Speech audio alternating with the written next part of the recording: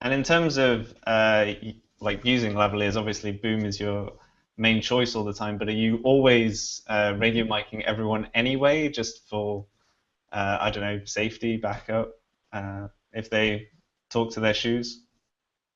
Right, right. No, I don't really subscribe to that. I kind of radio mic people when I think it's necessary or when I don't know what's going to happen. I'm like, okay, we don't know what's happening here. The full scene's ad lib. We don't know how we're going to shoot it. It's handheld. It's crazy. Maybe we'll put radios on people as a safety, but mostly I try to just put radios on people when I think they're going to be needed. And we know we're shooting something in the foreground. These guys have some lines way back there as they cross through the room. Obviously, those need to come off wires because second boom can't reach it or whatever. So we'll wire up those guys back there. But I tend to just um, only use radios when I think they're needed. I don't use them just because I don't know what. Let's just put one on everybody because the actors quickly get really sick of that. Now, I don't know how they feel about that in England, but in America they're very. I know that at least traditionally the British, like on television, used to use a lot of lavaliers and stuff. I've had British people tell me they don't like the way our movies sound because they prefer that radio mic sound. I'm like, well, whatever. That's an aesthetic choice that I don't. I'm obviously feel the opposite, but I don't. I don't like to wire people unless I have to. And there's certain actors that you really don't want to wire unless you have to, because they don't want to be wired. Yeah. So you have to.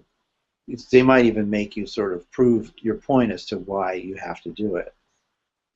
But then there's certain other ones that just couldn't care less. It's like, yeah, put a wire on me, I don't care. So sometimes that also that's maybe involved in the choice. It's like if you're not sure and the person is very easy to get along with, you're like, sure, let's put a wire on him, he's easy. And if you're not sure and the person's really difficult, you're like, let's not bother him unless we really need to. So, yeah. And I do know, like, I mean, when I was doing Fast 7, the sound editor, a sound editor who I'd never met, came on set one day and just said, is everybody wired for this thing we were doing? And I said, no.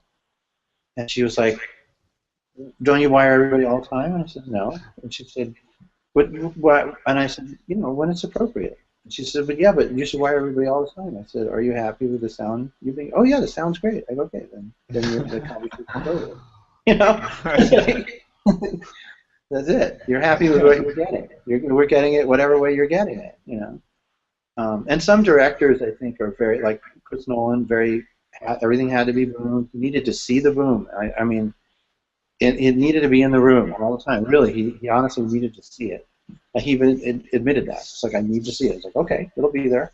And that's great for me because that is my aesthetic, is to have a boom over somebody's head all the time anyway. So it was, I had a director who supported that. And Fincher, I think he really wanted the sound to sound great. He didn't care how I was getting it to sound great, but he wanted it to sound great. And if it wasn't sounding great, he wanted me to tell him why and what we could do to improve it. But he always supported me getting really good sound. But I don't think he really cared if it came off the wire or boom mic or whatever. He was like, whatever, as long as it sounds good.